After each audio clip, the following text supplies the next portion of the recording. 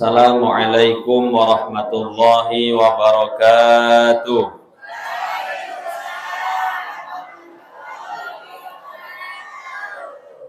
Bismillahirrahmanirrahim. Alhamdulillahi wa kafa wassalatu wassalamu ala habibil mustafa wa ala alihi wa ashabihi ahli tuqa wal wafa, amma ba'd. Subhanaka la ilma lana illa ma 'allamtana innaka antal alimul hakim wa tub 'alaina innaka antat tawwabur rahim wahdina wa waffiqna ila shiratikal mustaqim la haula wa la quwata illa billahil aliyyil azim. Faqad qala Allah ta'ala fi kitabihil karim, a'udzu billahi minasy syaithanir rajim. Bismillahirrahmanirrahim. Subhanalladzi asra bi'abdihi lailan minal masjidil harami ilal masjidil aqsa alladzi barakna haulahu linuriyahu min ayatina innahu huwas sami'ul basir. Faqad qala an-nabiy sallallahu alaihi wasallam, sallu kama ra'aitumuni usalli. Shadaqallahul azim wa shadaqa rasuluhun nabiyul karim. Wa nahnu ala dzalika minasy syahidin wasyakirin walhamdulillahi rabbil alamin. Yang sama-sama kita hormati, sama-sama kita muliakan bapak-bapak, ibu-ibu, para orang tua kita, para sesepuh, tokoh masyarakat, tokoh agama, para imam, para khatib, para muadzin, segenap takmir, pengurus masjid yang berkesempatan hadir pada siang hari ini. Selanjutnya yang sama-sama kita hormati aparatur pemerintahan, Bapak Kepala Desa Karyatani, Bapak Anang Fahmi SP, selanjutnya beserta seluruh staf jajaran pemerintahan desa, Bapak Ketua RT, Ketua RW, Kepala Dusun yang berkesempatan hadir pada siang hari ini. Selanjutnya yang sama-sama kita hormati Ibu Ketua Tim Penggerak PKK Desa beserta seluruh anggota dan ibu-ibu, bapak-bapak Jam'iyah Maulid Al-Habsyi. Ada bapak-bapaknya kan? Wadah, di belakang tadi ada yang ganteng Bu. Nah, yang pakai kacamata. Nah, ini sahabat saya. Kebetulan beliau ini sahabat saya, Pak. Juga tetangga. Jadi lahirnya tuh enggak jauh. Lahirnya enggak jauh. Beliau lahir di sebelah di rumah beliau, saya lahir di rumah saya. Enggak jauh, sebelah rumah. Sebelah rumah. Nggih, Bu. Nggih. Selanjutnya bapak-bapak, ibu-ibu, segenap panitia pelaksana peringatan Isra wal Mi'raj di Masjid An-Nur Parit Timbul. Biasa parit ini tenggelam, Bu. Ini Parit Timbul. Alhamdulillah. Bapak-bapak, ibu-ibu, jamaah kaum muslimin dan muslimat yang dirahmati oleh Allah Subhanahu wa taala. Pertama, kita bersyukur kehadirat Allah Subhanahu wa taala dengan mengucapkan alhamdulillahi rabbil alamin. Karena berkat limpahan nikmat, rahmat dan taufik dari Allah Subhanahu wa taala, pada kesempatan yang penuh berkah ini kita masih diberi kesehatan dan kesempatan oleh Allah hingga kita dapat berkumpul, duduk dan bermuajahah di rumah Allah Subhanahu wa taala, yakni Masjid An-Nur ini, dalam rangka peringatan Isra wal Mi'raj Nabi besar Muhammad sallallahu alaihi wasallam. Maka kita syukuri dengan ucapan alhamdulillahi rabbil. Kenapa kita syukuri dengan ucapan alhamdulillahi rabbil alamin? Karena kata Rasulullah sallallahu alaihi wasallam, ma min qaumin yajtami'una fi baitin min buyutillah. Tidaklah jikalau suatu kaum, tidaklah jika suatu masyarakat berkumpul, di mana mereka berkumpul fi baitin min buyutillah, di rumah-rumah Allah Subhanahu wa taala. Hari ini termasuk kita kumpul di masjid. Apa yang mereka lakukan? Kumpul di rumah Allah. Yadhkuruna ayatan min ayatillah. Di rumah Allah itu mereka baca, mereka sebut ayat-ayat Allah. Tadi sudah kan?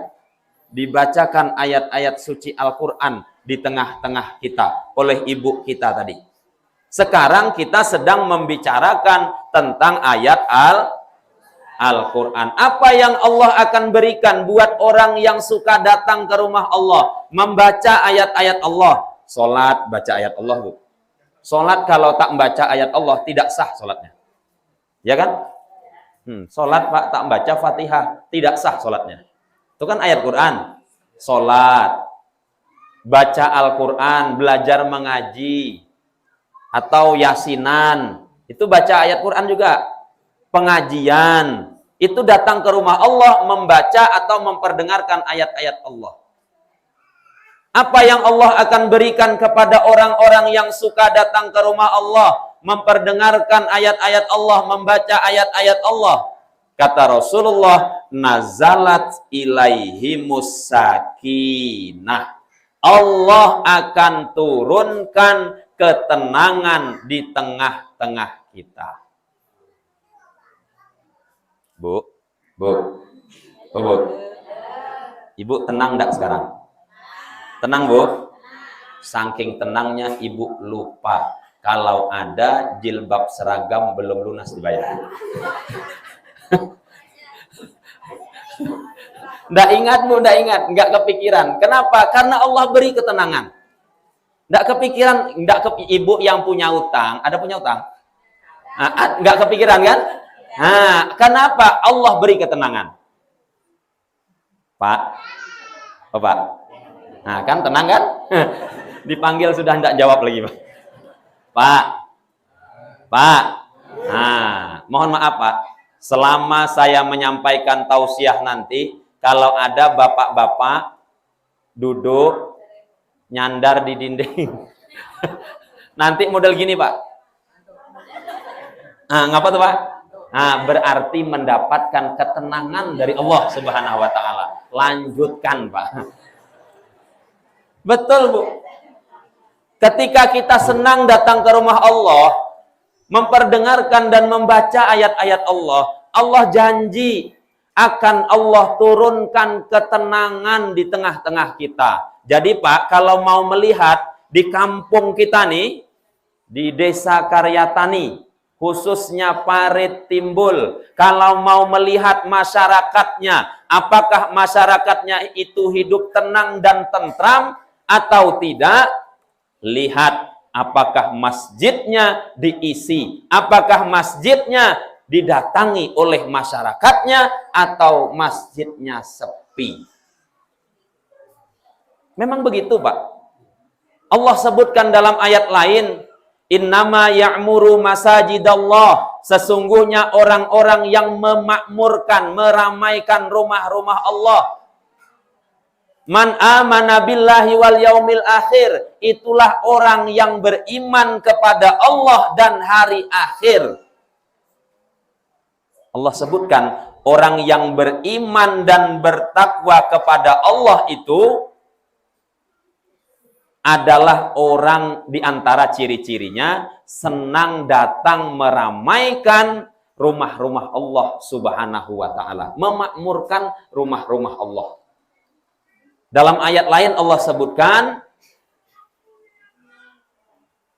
walau anna ahlal qura amanu wattaqau, jikalau penduduk satu negeri, satu kampung itu beriman dan bertakwa kepada Allah, lafatahna alaihim barokat, maka kami akan bukakan pintu-pintu keberkahan, keberkahan rizkinya, keberkahan usahanya, keberkahan keluarganya, keberkahan rumah tangganya. Maka orang yang senang datang ke rumah Allah, meramaikan rumah Allah, memakmurkan rumah Allah dengan membaca Al-Quran, dengan beramal ibadah, dengan sholat, mengaji, dan lain sebagainya, Allah janji akan berikan ketenangan. Allah bukakan pintu-pintu keberkahan. Allah bukakan dan lapangkan pintu-pintu rizki dari masyarakat atau penduduk di kampung itu.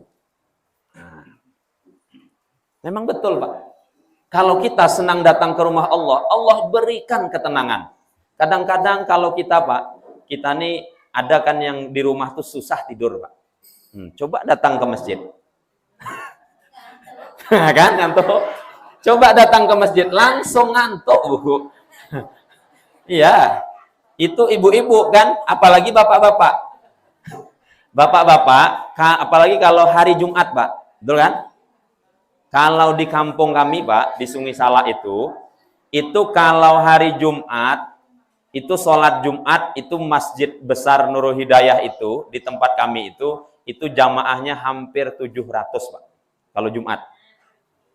Itu, Bu, kalau khotib sedang naik mimbar, itu kan membaca ayat-ayat Allah, tuh kan?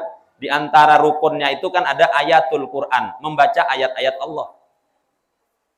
Itu sering kita jumpai jamaah tuh begini, Pak. Pokoknya duduk mendengarkan khutbah tuh khusyuk, betul, Pak. Nah, banyak gitu, Pak. Kalau di sini enggak, ya Pak Ali ya. Di sini enggak. Sini enggak. Betul kan, Pak? Enggak kan? Ya, sini enggak. Di sini enggak. Ya memang begitu sudah. Bahkan pernah ada dulu, Bu, dulu, sekarang enggak lagi. Dulu ada mendengarkan khutbah itu. Gini modelnya. Enggak lama keluar sarang walet. Iler. Nah, cuma hati-hati, Pak. Itu liur itu, iler, Pak, itu dua macam dalam fikih. Jadi ada yang liur itu yang masih cairan yang ada di dalam mulut. Nah, cairan yang di dalam mulut. Masih ada cairan kan dalam mulut? Ada? Nah, cairan yang dalam mulut. Kalau itu yang menetes, itu kalau ada di dalam kitab fikih itu disebutkan itu masih dimakfu. Masih dimaafkan. Tapi kalau cairan liur yang keluar itu cairan yang dari dalam lambung. Nah, keluar dari dalam lambung, kena pakaian kita, maka itu najis. Itu biasanya ciri-cirinya dua. Kalau cairan yang dari dalam perut, itu biasanya warnanya agak kekuning-kuningan. Nah, baunya mohon maaf agak-agak bacin sedikit. Nah, kalau mau lihat nanti contohnya, selesai acara ini pulang. Pulang kan? Ada yang mau tinggal di sini?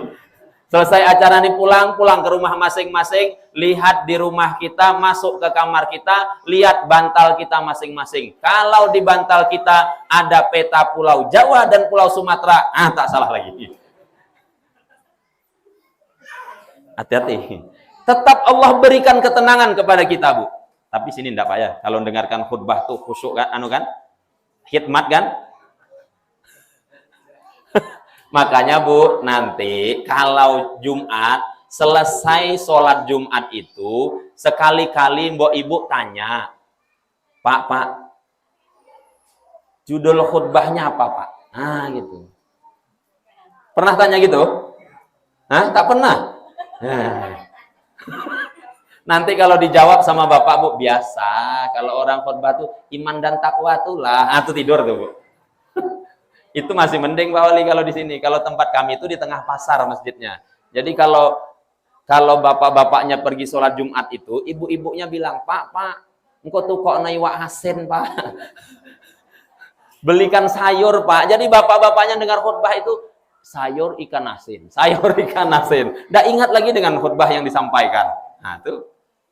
Allah beri ketenangan kepada kita sebab kita mau datang ke rumah Allah dan memperdengarkan dan membaca ayat-ayat Allah. Yang pertama, nazalat ilaihimus sakinah. Allah turunkan ketenangan. Yang kedua, wa ghasyiyat bihimur rahmah.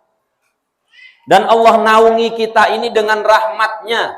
Kita yang hadir ke rumah Allah ini termasuk orang yang dapat rahmat dari Allah Subhanahu wa Ta'ala. Tidak semua orang Allah berikan kesempatan hari ini untuk duduk di rumah Allah Subhanahu wa Ta'ala. Hari ini kita diberi kesempatan oleh Allah, berarti kita disayangi oleh Allah, dan ini satu pertanda insya Allah di akhirat nanti kita akan mendapatkan kasih sayang dari Allah insya Allah berupa nikmat surga. Amin. Allahumma. Amin. Yang ketiga, wa dzakarahumullah fi man indah, dan Allah akan sebutkan kita, Allah akan banggakan kita di hadapan para malaikat-malaikatnya. Jadi hari ini kita dibanggakan oleh Allah. Allah sampaikan kepada para malaikatnya, wahai malaikatku, hari ini ada hamba-hambaku kumpul di rumahku. Di mana ya Allah? Di Masjid An-Nur. Allah sebutkan, Bu, namanya si Fulan bin si Fulan, si A bin si A, si B binti si B. Allah sebutkan, malaikat mendengarkan. Allah perintahkan malaikatku turun malaikat. Kemana ya Allah? Ke Kempas. Kempas di mana ya Allah? Di Desa Karyatani. Di mana ya Allah? Di Parit Timbul. Di Masjid An-Nur. Turun malaikat di sekeliling kita hadir. Ada yang lihat malaikat? Ada yang lihat malaikat? Sama, Pak. Sama. Ya, tapi malaikat hadir, Bu, di sekeliling kita ini. Apa yang mereka lakukan? Mereka menyaksikan, oh, di sini ada hamba-hamba Allah, kumpul di rumah Allah, maka mereka meminta kepada Allah, ya Allah, ampuni dosa-dosa mereka yang datang ke rumahmu ini, ya Allah. Insya Allah, belum kita keluar dari tempat ini, dosa-dosa kita sudah diampuni oleh Allah Subhanahu wa Ta'ala. Amin. Allahumma amin. Banyak keutamaannya. Yang pertama. Kemudian yang kedua, salawat beserta salam tidak bosan-bosannya kita hadiahkan kepada junjungan kita Nabi besar Muhammad sallallahu alaihi wasallam dengan ucapan Allahumma salli wa sallim wa barik ala sayyidina Muhammad wa ala ali sayyidina Muhammad. Disebutkan dalam kitab Tuhfatur Raghibin fi Bayani Thoriqis Salikin, disebutkan aksiru minas sholati alayya, perbanyaklah kalian membaca sholawat kepadaku. Fa innaha nurun, sesungguhnya sholawat yang kalian baca itu akan menjadi penerang, akan menjadi cahaya dalam kehidupan kalian. Nurun fil qabri, cahaya di dalam kubur. Wa nurun ala sirati, dan cahaya ketika meniti sirat. Wa nurun fil jannah, dan menjadi cahaya nanti di dalam surga. Jadi sholawat itu banyak manfaatnya. Semalam sudah kita sampaikan. Sholawat itu banyak keutamaannya. Jadi dulu pernah, Bu, Pak, satu ketika saya pergi ceramah. Pergi ceramah nih, Pak, agak jauh. Kalau kita nih kan pakai sepeda motor bisa sampai. Kalau itu enggak bisa, Pak, harus pakai pompong. Pakai pompong masuk ke daerah seberang. Nah, masuk ke daerah seberang, masuk ke parit. Kalau kita kan jalannya sudah bisa. Ini masuk parit, Pak. Sedih kalau di parit tuh, Pak, sedih. Masuk ke parit tuh enggak bisa kalau airnya enggak pasang. Kalau kita ini enggak pengaruh pasang surut kan. Nah, masih mending, Pak, sampai ke parit itu, kalau kita udah masuk PLN nih, Pak, ya? Ya, udah masuk ya. Nah, itu ndak ada PLN, Bu. PLN ndak ada, ndak sampai ke situ belum. Sedih pokoknya. Nah, kalau kita nih kan jelas suara saya, Bu. Jelas. Bapak-bapak jelas. Yang di luar jelas. Nah, ini jelas. Itu, Pak, waktu itu PLN ndak ada. Saya kira pakai mesin tarik, mesin genset. Ndak, rupanya pakai aki, Pak, ya, yang lama itu kan pakai aki. Kalau ini kan masih ini mending nih, speakernya di dalam. Itu, Pak, speakernya itu tidak pakai speaker, pakai corong. Corongnya itu ini di parit-parit sedih lah. Corongnya itu di sebelah masjid nih ada batang kelapa. Batang kelapa tuh sudah tua, Pak, tinggi batangnya. Pokoknya berpuluh-puluh meter lah. Corongnya di atas. Nah, di bawah nih pakai mesin. Nama mesin, ada mesin tuh, mesin mic tuh. Mesinnya nama mesin tuh mesin lama, mesin bahari. Namanya saja tua. Nama mesinnya tuh tua, Pak. Saking tuanya kan sudah kan. Nama mesinnya aja tua sudah. Kalau ini kan bersih. Itu Pak Bu, ini tua aja ya. Itu ada bunyinya pula gini tuh Pak Wali. Gitu. Ini ada mesin gini, mesin gitu tuh ada di sini. Kalau ada buang aja. Nah, sedih Pak. Iya. Dalam waktu itu Pak, pas ceramah, kebetulan harinya hujan. Nah, hari hujan. Jadi ketika itu sambutan, Bapak Kepala Desa duluan sambutan. Nah, kayak tadi lah. Bapak Kepala Desa duluan sambutan. Waktu itu saya dengarkan Kepala Desa sambutan. Jadi suara Pak Kepala Desa, suara Pak Wali itu Bu, Pak, yang kedengaran cuma wah, wah, wah, wah, gitu. Dalam hati saya, kalau begini, jangankan saya ceramah, ini nih kalau seandainya almarhum Kiai Haji Zainuddin MZ yang ceramah, Ustadz Abdul Somad yang ceramah begini, tidak ada gunanya. Tidak dengar orang. Kan kalau ini kan masih mending, ini ada apa namanya nih? Ya, piannya ada. Kalau itu ndak ada, Bu. Langsung seng. Seng itu kan kalau kena air tek tek tek tek tek tek. Kan ndak kedengaran lagi ceramah. Corongnya di sebelah tadi di pokok kelapa, di batang kelapa itu. Padahal corong di atas tuh, Bu, 2-3 parit ke sebelah sana jelas kedengaran. Nah, tapi di dalam masjid itu tak kedengaran, Pak Wali. Dalam hati saya, cemana gini nih ceramah. Saya tanya waktu itu, Pak Wali, saya bilang. Tapi lain di desa sini, Pak Wali. Saya tak sebutkan desanya, menjaga kode etik jurnalistik. Nah, jadi saya tanya Pak Wali, tak ada mic lagi yang agak bagus sedikit Pak Wali. Enak Pak Walinya jawab, anu Pak Ustadz Taika ini Pak, kami di kampung nih. Enak jawabnya. Oh iyalah, saya bilang gini aja. Dalam hati saya percuma saya ceramah gini nih. Gini aja lah saya bilang, kita banyak-banyak baca sholawat aja lah. Nah, sambil sholawat, sambil ngelilingkan kota infak waktu itu. Saya bilang, mana tahu ada rezeki nanti ini Pak Wali, nanti hasil infak ini nanti belikan mesin mic yang baru, supaya suaranya mantap. Nah, akhirnya waktu itu kelilingkan kota infak, baca sholawat. Nggak, saya cerita aja. Saya cerita aja nih, nggak nyuruh ngelilingkan kota infak, cerita aja. Nah, jadi waktu itu akhirnya dah kelilingkan kota infak sambil baca sholawat. Orangnya tidak banyak lah, kayak ibu-ibu ini lah, ditambah yang di luar itu aja banyaknya. Tidak banyak. Alhamdulillah Pak, waktu itu terkumpul infaknya 1,5 juta. Nah, wasilah bacaan sholawat. Ada fadilah keutamaan baca sholawat. Padahal sholawatnya cuma biasa aja. Salatullah, salamullah ala taha rasulillah. Salatullah, salamullah ala taha rasulillah.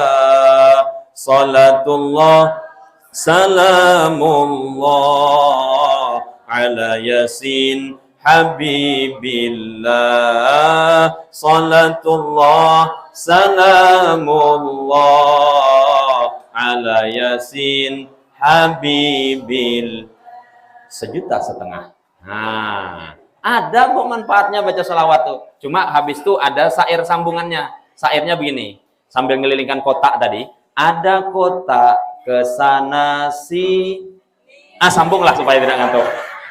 Ada kotak kesana si. Kok kurang kompak. Ada kotak kesana si. Kotaknya minta diisi. Ada kotak kesana si. Kotaknya minta di. Yang mengisi murah yang ndak ngisi cepat. Rugi Bu, bukan mati. Terserahlah kalau mau cepat mati. Rupanya jamaahnya takut mati Pak. Diisinya 1,5 juta. Nah, kan ada manfaatnya baca sholawat tuh. Nah, 1,5 juta. Ada sambungannya lagi. Ada kotak keluyuh ngajak kita buat kebaik. Ada kotak keluyuh ngajak kita buat kebaik. Yang mengisi disayang tuh, yang ndak ngisi kawannya. Rupanya takut jadi kawan setan, diisinya ya penuh 1,5 juta tuh.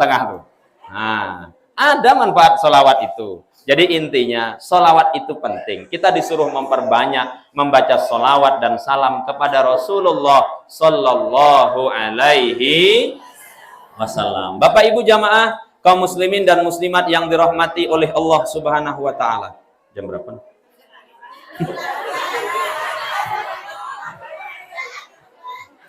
Sampai jam berapa kita, Bu? Jam 3. Ibu kuat sampai jam 3? Ibu kuat? Sanggup? Bapak kuat, Pak? Sama, Pak, kita tidak kuat juga. Nah, dah. Oke, Bu. Hari ini kita memperingati peringatan Isra wal Mi'raj Nabi besar Muhammad sallallahu alaihi. Kalau cerita Isra wal Mi'raj kita sudah hafal rasanya, Pak. Sering kita mendengarkan, tapi kita ingin mengambil hikmahnya sajalah. Apa yang ingin kita ambil? Banyak peristiwa Isra wal Mi'raj itu hikmah dan pelajaran yang dapat kita ambil.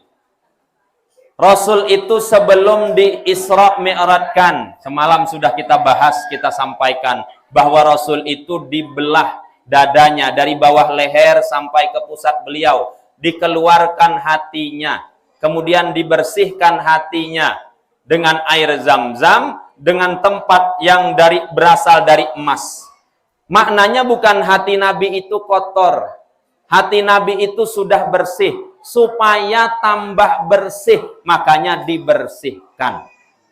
Sama dengan ibu-ibu, istri kita, Pak, istri kita tuh cantik, Pak.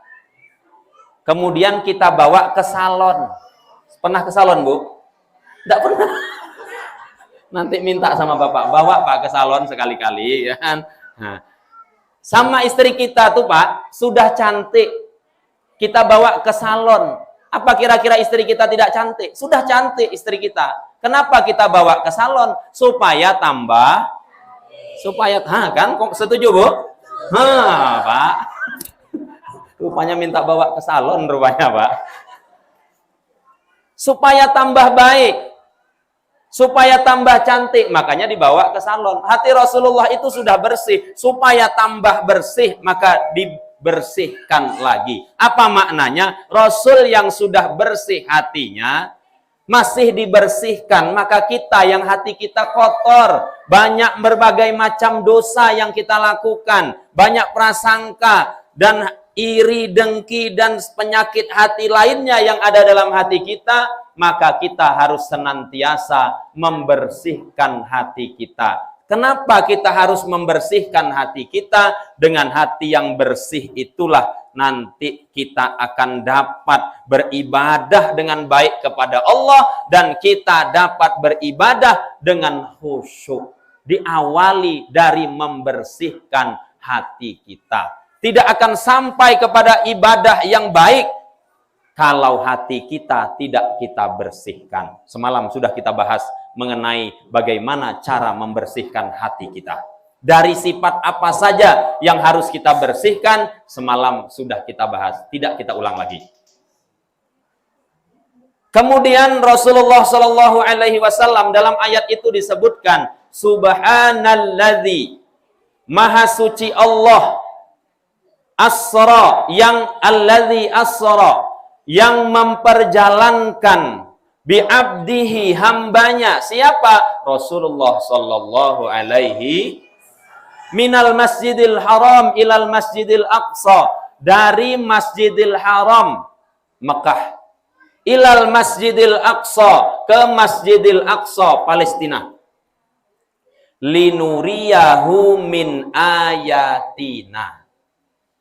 Di antara tujuannya adalah untuk kami perlihatkan tanda-tanda kebesaran kami.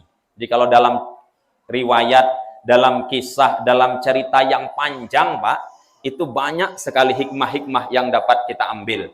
Tapi karena waktu yang tidak memungkinkan, kita ambil beberapa hikmah saja. Rasul diperlihatkan tanda-tanda kebesaran Allah. Rasul diperlihatkan bagaimana Masjidil Aqsa, kemudian naik ke langit pertama sampai ke 7. ke Sidratil Muntaha, kemudian nanti langsung berjumpa dengan Allah Subhanahu wa Ta'ala, menerima sholat fardu 5 waktu, kemudian diperlihatkan kebesaran Allah yang lainnya, apalagi diperlihatkan surga dan diperlihatkan neraka. Rasul diperlihatkan surga, luar biasa Pak. Mala ainun ro'at, mata tidak pernah melihat Pak. Yang dimaksud surga itu, yang disebut Rasulullah surga itu apa? Tidak ada yang pernah mata kita ini melihat. Yang paling indah kita lihat apa? Apa Pak? Kira-kira yang paling indah yang pernah kita lihat di dunia ini apa? Kira-kira lah. Ibu-ibu, yang paling indah kita lihat di dunia ini siapa? Apa yang paling indah kita lihat? Yang pernah lah. Anu Pak Ustadz, kami pernah pergi ke ini mana nih? Ke daerah Hulu nih. Anu, apa namanya? Ramaraya. Pernah sampai? Enggak pernah juga. Pergi ke Ramaraya. Oh, indah Pak Ustadz, ada kolam renangnya, ada hiasan-hiasannya, tamannya, bukit-bukitnya indah umpamanya. Pernah? Kemana Ibu tempat wisata yang pernah didatangi paling indah? Pulau Palas. Ya, enggak apa-apa lah, wisata Kampar Bu ya. Wisata Kampar. Enggak apa, itu yang paling indah. Itu Bu, enggak pernah dilihat. Itu kita melihat yang paling indah di dunia nih. Kalau orang sekarang tuh di mana? Raja Ampat, Pak Wali. Pak Wali pernah sampai ke Mandalika. Mandalika sampai, tak ikut deh Pak Wali. Oh, enggak ikut. Yang paling indah di dunia ini, surga tuh enggak ada bandingannya. Lebih indah, mata enggak pernah melihat Pak, keindahan surga tuh. Enggak ada yang belum pernah lihat. Makhluk nih, kita nih, di dunia nih, kecuali Rasulullah, enggak ada yang pernah melihat. Pokoknya, apa yang paling indah kita lihat, surga tuh lebih indah lagi. Begitu.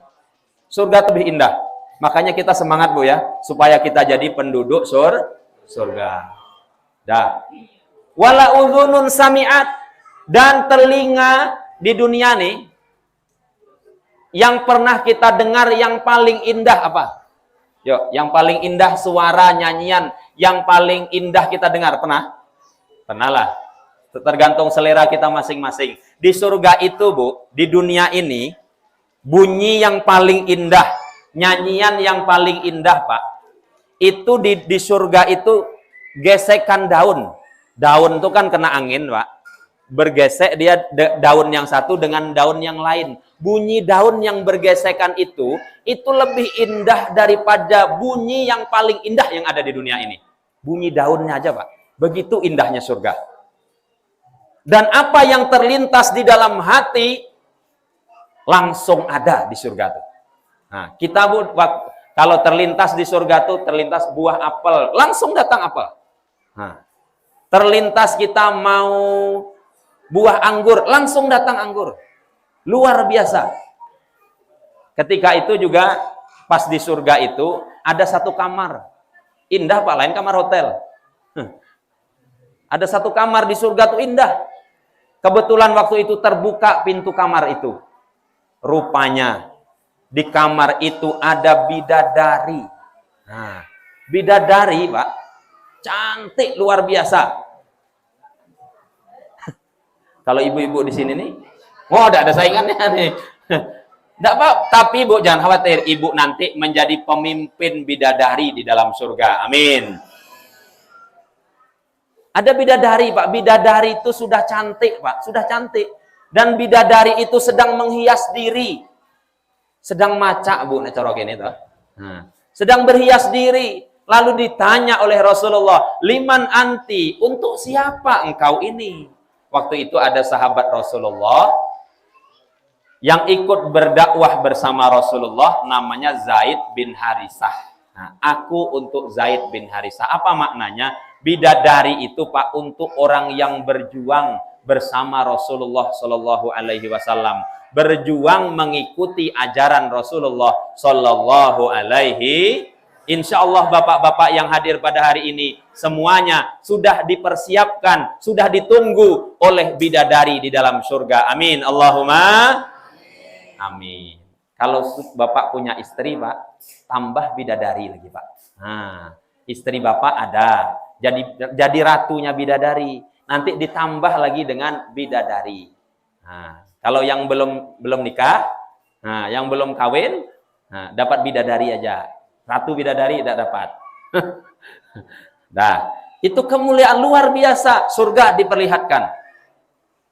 Kemudian Rasul diperlihatkan neraka. Masya Allah, dahsyat, Pak. Bahkan satu ketika pernah Nabi Idris, kalau tidak khilaf, itu pernah masuk ke dalam surga. Masuk ke dalam neraka. Jadi melihat dalam neraka itu ada sandal, Bu, sandal di neraka tuh. Jadi bertanya, Nabi Idris tadi bertanya, siksaan yang paling ringan di neraka itu apa? Neraka itu kan siksaannya berat, Pak. Yang paling ringan ada enggak itu? Ada. Disebutkan waktu itu oleh malaikat. Apa siksaan yang paling ringan? Itu sandal di dalam neraka tuh sandal tuh. Ada sandal tuh ya di dalam neraka tuh. Cemana rasanya sandal tuh? Oh, jangan dirasa, tidak boleh, jangan. Akhirnya dicobalah dirasa, ada sandal tadi, alas kaki di dalam neraka tuh, mijak aja bentar itu, baru tergores sedikit, belum memijak lagi, baru kena sedikit saja, itu Pak, otak nih langsung menggelegak, langsung mendidih otak. Itu paling kecil siksaan di dalam neraka. Siapa yang dapat siksaan itu?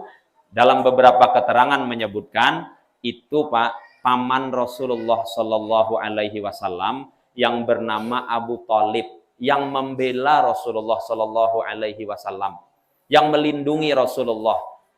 Di akhir hayatnya Rasulullah mengajak, wahai paman, ucapkanlah asyhadu alla ilaha illallah wa asyhadu anna Muhammadar Rasulullah, supaya aku bisa menolongmu, memberi syafaat kepadamu nanti di akhirat.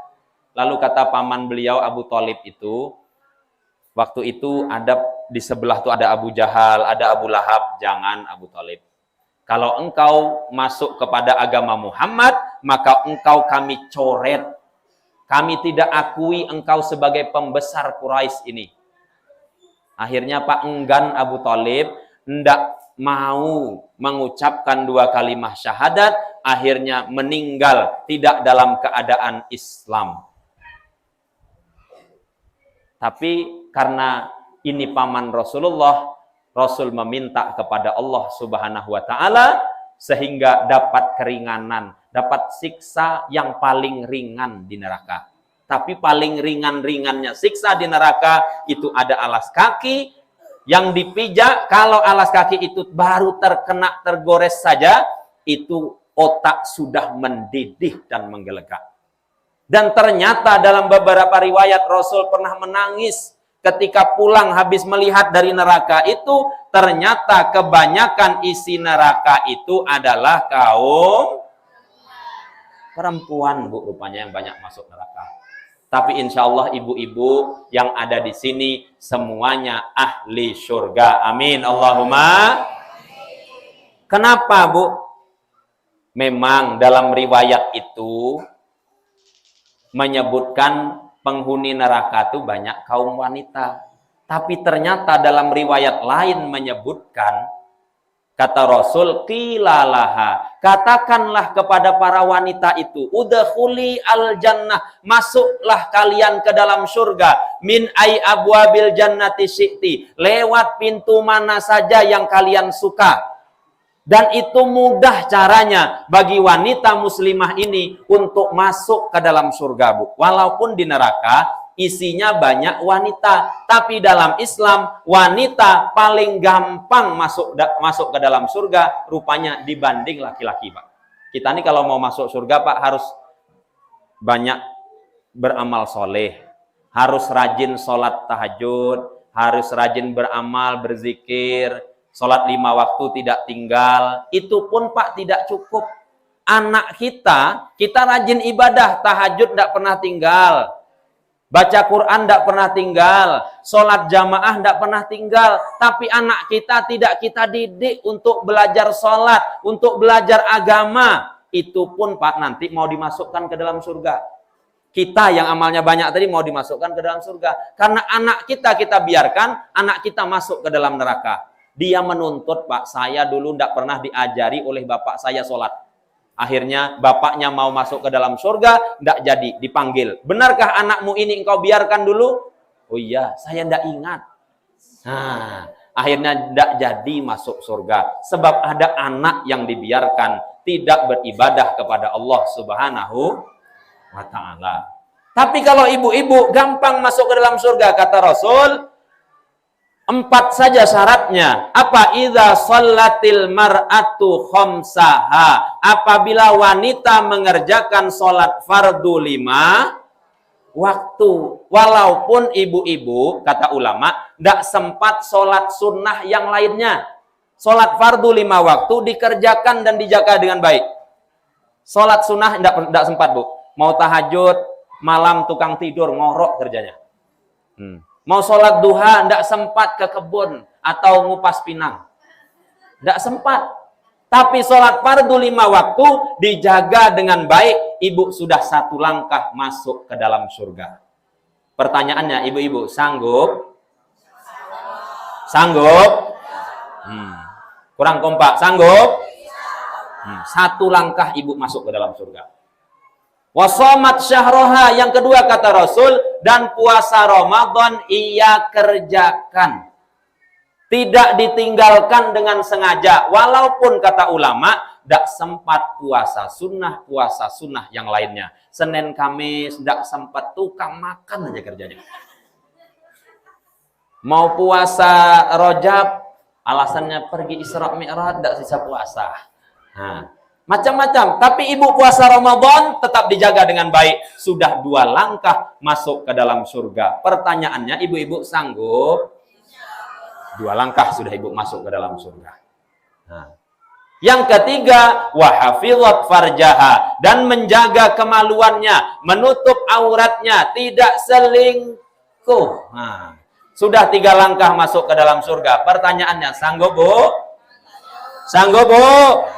Nah, sudah 3 langkah, 1 langkah lagi ibu total masuk ke dalam surga. Mau lewat pintu mana saja silahkan. Apa yang keempat? Wa ta'at zaujaha, taat kepada suaminya, tidak melawan kepada suaminya, tidak membantah kepada suaminya, tidak membangkang kepada suaminya sampai mati. Sanggup, Bu?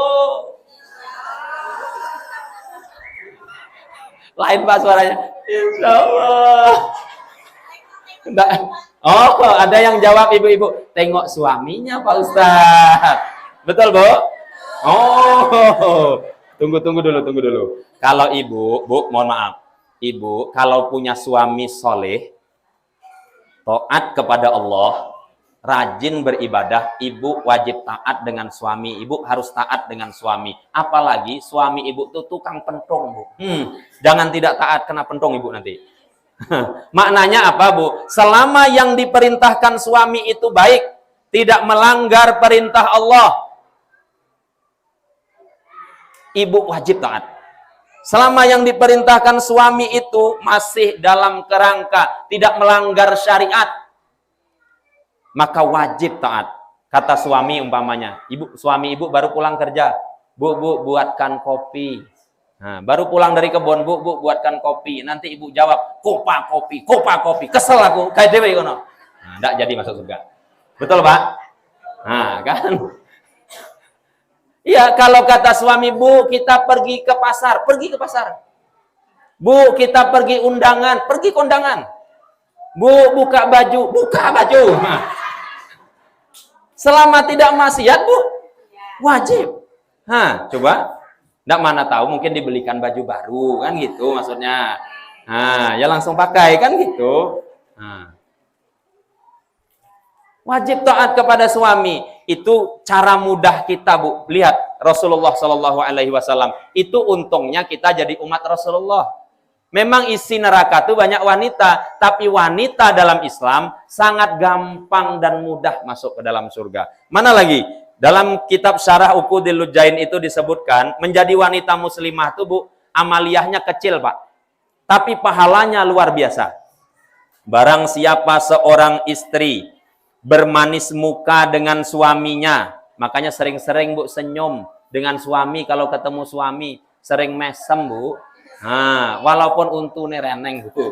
Nah, Allah akan memberikan pandangan rahmat kepada wanita itu. Bahkan ada ulama menyebutkan, jikalau seorang istri yang senyum kepada suaminya, ini ada ulama yang menyebutkan, karena itu begitu luar biasanya, seorang istri yang senyum dengan suaminya, bukan saja dapat balasan yang luar biasa, tapi dapat pahala haji dan umroh.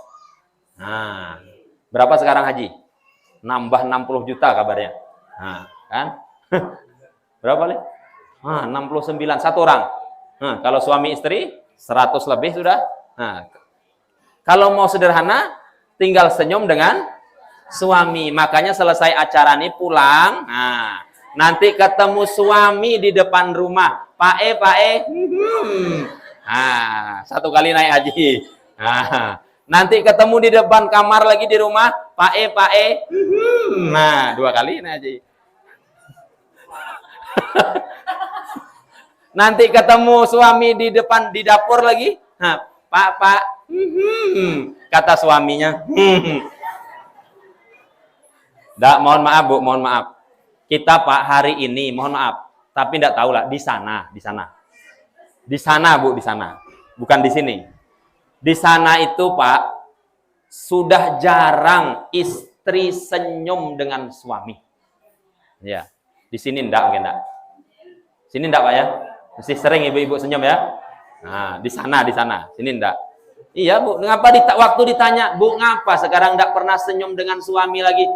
Enggak sudi, Pak Ustadz. Ngapa? Ada juga yang alasan, udah tak ada gigi, Pak Ustadz. Macam-macam alasan. Padahal dulu, Pak, waktu pengantin baru itu kan, kalau pengantin baru tuh ya berfoto dulu. Kata tukang foto, ya coba pandang wajah suaminya, pandang wajah istrinya, coba senyum. Pandang wajah, senyum. Setengah jam tahan senyum. Tapi kalau sudah anaknya 7, cucunya 10, enggak pernah lagi senyum dengan suami. Betul, Pak? Nah, kan Bapak yang bilang, bukan saya yang bilang.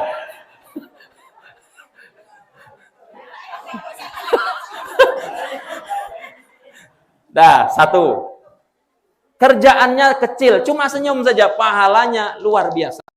Bukan itu saja, seorang istri. Kita nih, Pak, kata Rasulullah, mamin muslimaini, 2 orang muslim. Yaltaqiyani, bertemu. Kita berjumpa tadi kan? Wayatasofahani, dan musafahah, salaman, Pak. Kita tadi salaman kan? Itu fakharajat dzunubuhuma min khilali Allah gugurkan dosa-dosanya dari sela-sela jari tangannya. Allah gugurkan dosa-dosa kita tadi itu dari sela-sela jari tangan kita. Itu kalau kita bapak-bapak sama bapak-bapak, ibu-ibu sama-sama ibu-ibu. Tapi seorang istri, nah ini hebat nih, yang mencium tangan suaminya, salaman dengan suaminya, Allah gugurkan dosa-dosanya. Apalagi ia cium tangan suaminya, dapat pahala mencium batu hajar. Hajar tuh artinya batu, aswad tuh artinya hitam, apalagi suaminya hitam. Pas. Bu. Boleh saya tanya? Boleh saya tanya? Tapi jawab dengan jujur, jangan ada dusta di antara kita. Bu. Nanti jawabnya ndak boleh mikir, langsung jawab saja. Nggak boleh mikir dulu baru jawab. Nah, langsung jawab. Setuju? Nah, kan kurang kompak kan? Nah, setuju? Nah, kan nggak kompak. Saya ulang. Ibu, boleh saya tanya? Jawab dengan kompak. Setuju? Bu. Nah, kan? Bu. Oh, Bu. Ibu berapa kali setahun cium tangan suami?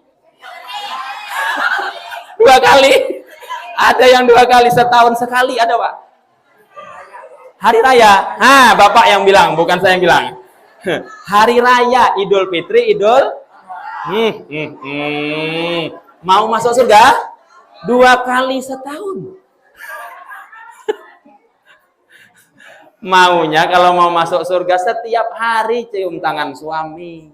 Mau pergi yasinan, Mas, Pak, mau pergi yasinan, salam dulu.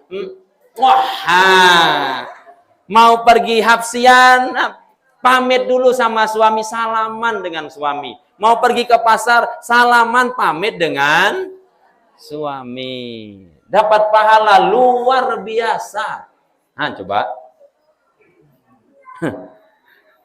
Mudah kan cari pahala, Bu?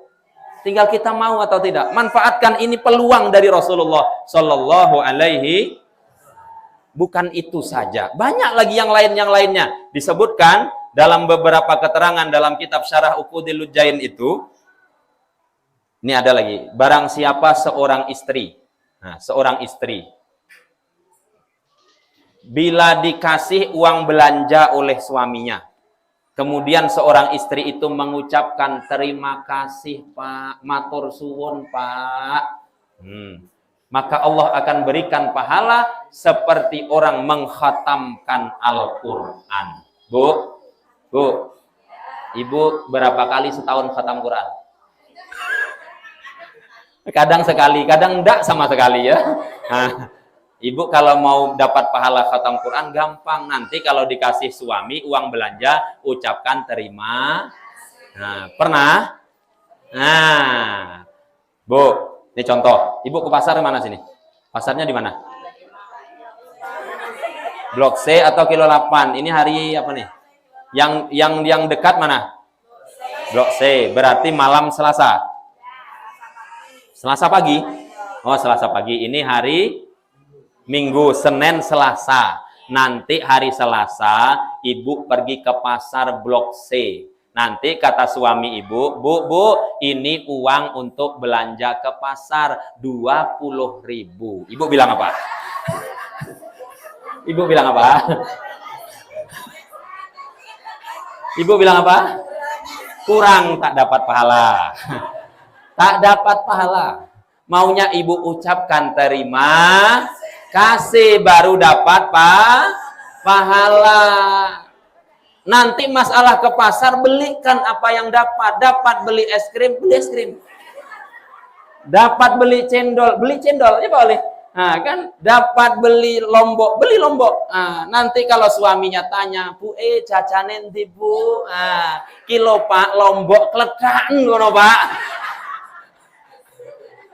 Nggak mungkin, maksudnya gini, kalau suami Ibu cuma punya uang 50.000, Ibu dikasih uang 50.000, berarti suami Ibu cuma punya uang itu dan dikasihkan sama Ibu. Ucapkan terima kasih. Tapi lain kalau suami Ibu punya uang 1 juta, Ibu dikasih 50.000, itu tanda suami Ibu betul, Bu? Suaminya ada di sini? Jujur betul ya. Nggak tahu saya. Tak tanggung jawab saya. Ya tahu aku Pak Wali.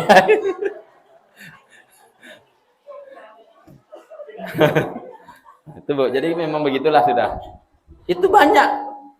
Kerjanya sedikit, amalnya sedikit, pahalanya luar biasa.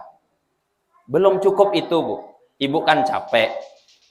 Pagi-pagi sudah bangun, masak, nanti ngurus anak, terus kerja, terus cuci pakaian, menyiapkan untuk makan siang. Capek kan? Jangan khawatir, Bu. Itu semua dibalas oleh Allah Subhanahu wa Ta'ala. Bahkan Ibu menggiling cabai pun, menggiling itu akan menghapuskan. Ibu giling cabai itu, lombok itu krek, itu cabainya langsung hancur. Dosa Ibu pun dilebur oleh Allah Subhanahu wa Ta'ala. Jangan khawatir, selama niatnya ikhlas, Ibu tidak marah-marah.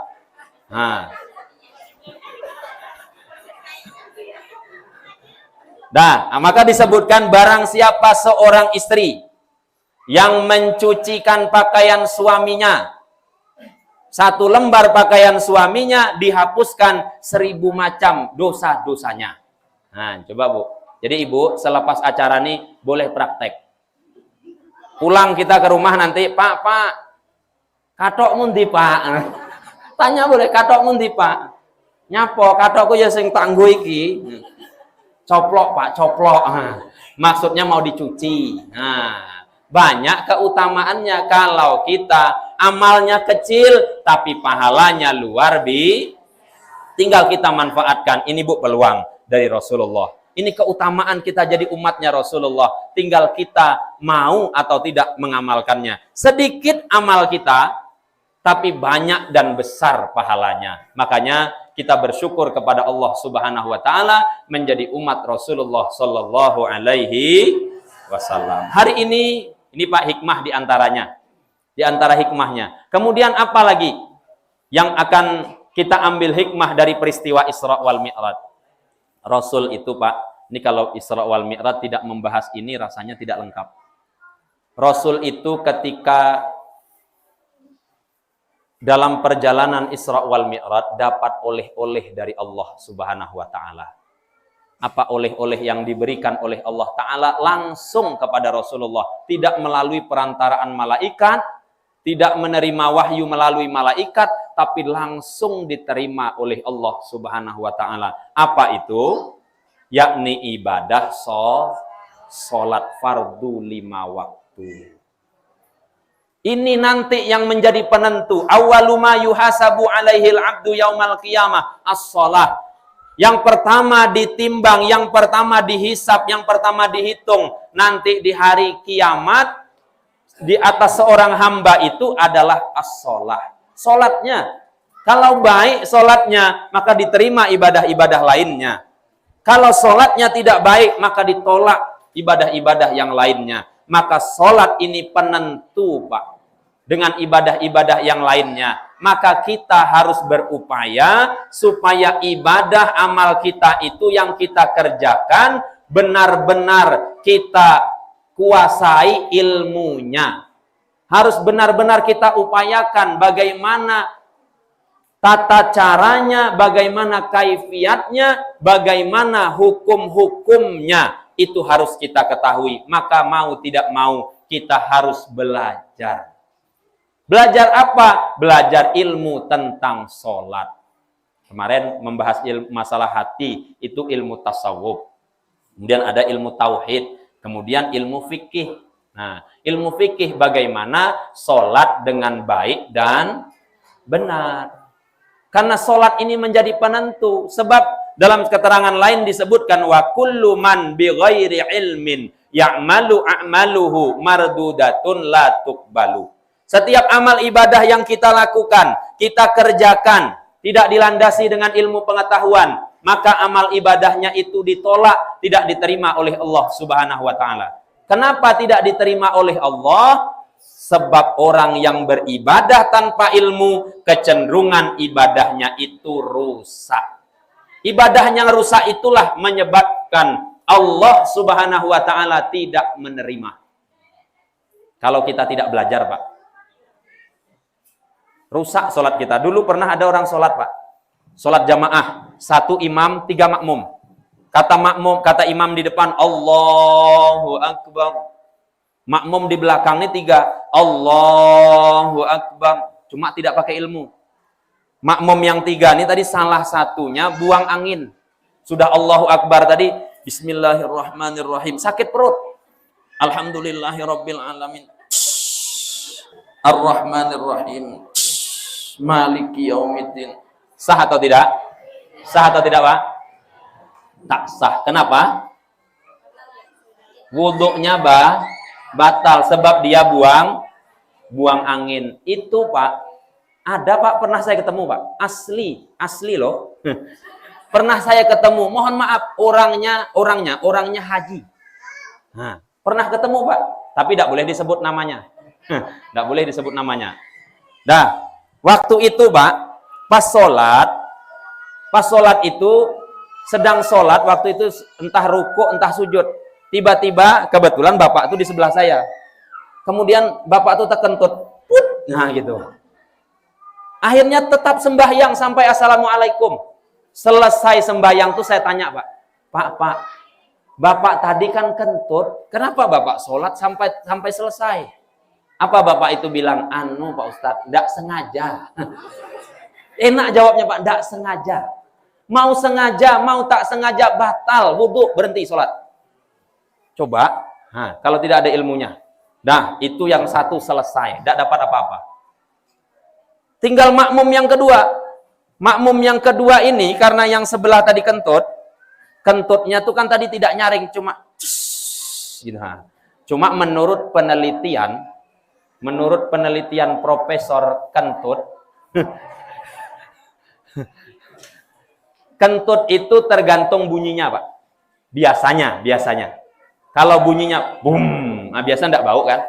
Nah, tapi kalau biasanya apalagi habis makan jengkol setengah kilo. Nah, luar biasa, mau pingsan Pak orang Pak. Akhirnya yang sebelah tadi mencium bau kentut. Ketika mencium bau kentut itu apa yang terjadi? Kata orang sebelah yang makmum yang kedua tadi, bau kentut. Sah atau tidak? Kenapa? Ngomong batal sholatnya. Nah, bilang Pak bau kentut. Kawan yang nomor 3 nih karena kawan sebelah tadi, bau kentut. Apa kata kawan sebelah tadi? Kita sedang sholat, jangan ngomong. Batal atau tidak? Batal ngomong juga. Tinggal imam sendiri di depan.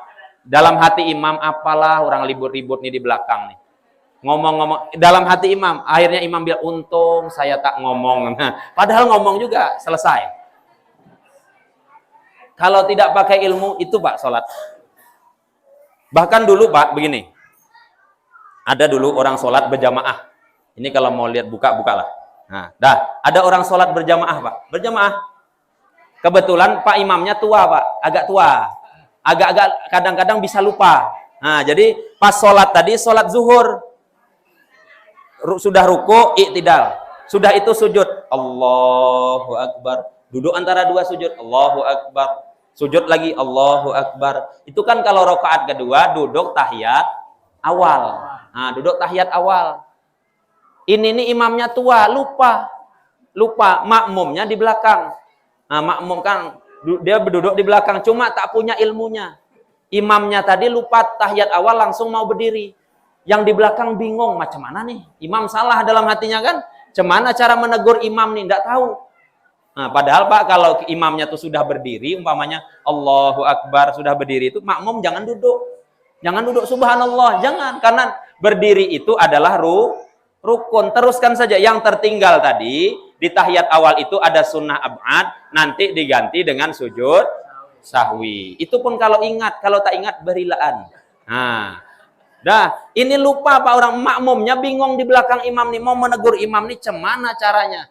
Akhirnya imamnya mau berdiri tadi bingung, tidak tahu cara menegur imam. Akhirnya Pak dipegangnya sarung imam. Hup Pak imam, jangan berdiri maksudnya gitu. Hup Pak imam jangan berdiri. Pak imamnya pun langsung berdiri. Allahu Akbar. Ditariknya kuat-kuat sarung imam tadi. Hup. Akhirnya lepas sarung Pak imam. Pas Pak imamnya tidak pakai celana dalam. Wow, keren. Ribut Pak orang. Lato-lato gelantungan. Coba kalau tidak pakai ilmu hancur sholat. Jadi perlu kita belajar. Makanya pesan Rasul, apa pesan Rasulullah? Sallu kama ra'aitumuni usolli. Salatlah kamu sebagaimana engkau lihat aku salat. Itu pesan Rasulullah, Pak. Apa maknanya? Salatlah kamu sebagaimana engkau lihat aku salat. Itu kata Rasulullah.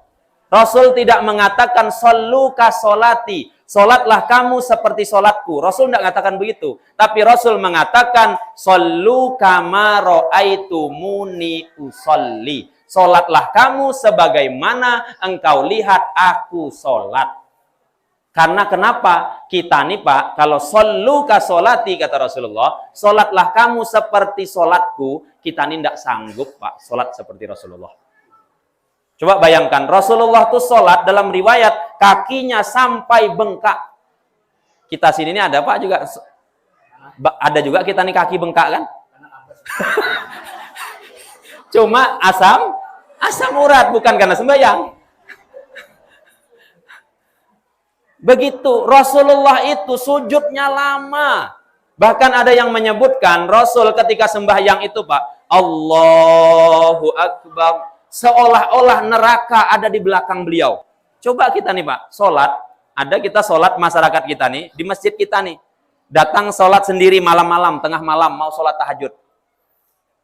Baru mulai sholat, Allahu Akbar, harinya gelap. Cuma kita sendiri sholat di sini. Nanti sedang sholat tuh ada yang negur belakang. Sendiri aja kah? Ya, cuman Pak, kita lari langsung kita, Pak. Nah, tidak sanggup kita. Rasul itu seolah-olah neraka di belakang beliau. Tetap beliau sholat dengan penuh kekhusyuan. Kita tidak sanggup, Pak. Kita ada api, sempat kita sholat, ada api di belakang kita, langsung lari kita. Seolah-olah surga di depan beliau. Seolah-olah surga itu diperlihatkan di depan. Coba kita sedang sembahyang, Pak. Kita lah umpamanya Pak Wali, sembahyang. Allahu Akbar. Tiba-tiba nampak surga itu di depan kita. Pas di dalam surga tadi ada bidadari Pak Wali cantik manggil kita, ke sini Pak Wali. Ya, Pak Anang ke sini. Ya, cuman kira-kira kalau aku Pak Wali meluncat ngapung itu Pak Wali. Tidak sanggup kita, Pak, sholat seperti Rasulullah. Makanya kata Rasulullah, pesan Rasulullah bagaimana? Sallu kama ra'aitumuni usolli. Sholatlah kamu sebagaimana engkau lihat aku sholat. Pertanyaannya, ibu-ibu di desa Karyatani ini, ada yang pernah lihat Rasul sholat? Nah, gimana nih ceritanya nih? Apa makna dari hadis ini? Siapa yang pernah lihat sholatnya Rasul? Jawabnya sahabat Rasul. Yang pernah lihat sholat Rasul siapa? Sahabat Rasul. Siapa yang pernah melihat sholatnya sahabat Rasul? Tentu jawabnya orang yang hidup di zaman sesudahnya. Siapa? Tabi'in. Siapa yang pernah melihat sholatnya tabi'in? Tabi'ut tabi'in. Siapa lagi? Ulama sesudahnya. Ulama sesudahnya. Ulama sesudahnya. Sampai kepada guru-guru kita. Apa maknanya? Kalau kita mau sholat, pesan Rasul, kita belajar. Kepada siapa kita belajar? Kepada guru kita. Guru kita yang mana? Guru kita yang belajar kepada gurunya. Yang belajar gurunya itu kepada gurunya. Yang gurunya belajar sampai kepada Rasulullah Sallallahu Alaihi Wasallam. Maknanya kalau kita belajar sholat, belajar dengan guru, Pak. Ada gurunya, ada kitabnya. Guru kita tuh jelas belajarnya di mana. Itu kalau kita mau cari guru belajar tentang sholat. Sekarang orang banyak belajar sholat, Pak. Tapi cuma baca buku, cuma lihat HP, langsung sholat tuh begini. Nah, akhirnya menyalahkan orang lain. Orang lain sesudah sholat, Assalamualaikum warahmatullahi. Assalamualaikum warahmatullah. Orang baca Astaghfirullahaladzim, Astaghfirullahaladzim, Astaghfirullahaladzim. Ada yang menyebut, Pak, bid'ah jangan dikerjakan. Nah, itu gara-gara langsung baca buku sendiri, belajar sendiri, sesat sendiri. Nah, maka supaya kita ibadah kita benar, ibadah kita baik, betul kita belajar kepada guru-guru agama, guru-guru kita yang ada di kampung kita. Insya Allah ibadah sholat kita diterima oleh Allah Subhanahu wa Ta'ala. Apa maknanya Bapak Ibu? Kesimpulannya sederhana saja. Kesimpulannya, kita nih Pak, diciptakan oleh Allah. Wa ma khalaqtul jinna wal insa illa liya'budun. Tidaklah aku ciptakan jin dan manusia kecuali untuk beribadah kepadaku, kata Allah Subhanahu wa Ta'ala. Bagaimana kita beribadah kepada Allah itu? Bagaimana kita maksimalkan kehidupan kita ini untuk beribadah kepada Allah? Kata ulama, kita dianggap tidak serius mau masuk ke dalam surga. Kita dianggap tidak serius mau masuk ke dalam surga. Kalau kita nih Pak, kita punya kebun. Punya kebun kan? Kita punya kebun. Kita memikirkan kebun kita tuh Pak, luar biasa. Luar biasa. Kebun saya nih nanti pupuknya ini, tanamannya ini, bibitnya dari sini nanti. Ini nanti kalau mulai semak kita tebas, kita upahkan. Upahnya nanti ini, pakai duit ini, pakai ini. Luar biasa kita menyusun, menata untuk kehidupan dunia kita. Tapi kita tidak susun ibadah kita, tidak lakukan ibadah kita dengan sebaik-baiknya, maka itu kata ulama, orang tidak serius mau masuk ke dalam surga. Maka kita berupaya, ibadah yang kita lakukan itu sungguh-sungguh kita pelajari, sehingga kita termasuk orang yang bersungguh-sungguh mujahadah untuk mendapatkan keselamatan dunia dan akhirat. Amin. Allahumma. Mudah-mudahan ada manfaatnya. Terima kasih atas segala perhatian. Mohon maaf atas segala kekurangan. Billahi taufik wal hidayah. Wassalamualaikum warahmatullahi wabarakatuh.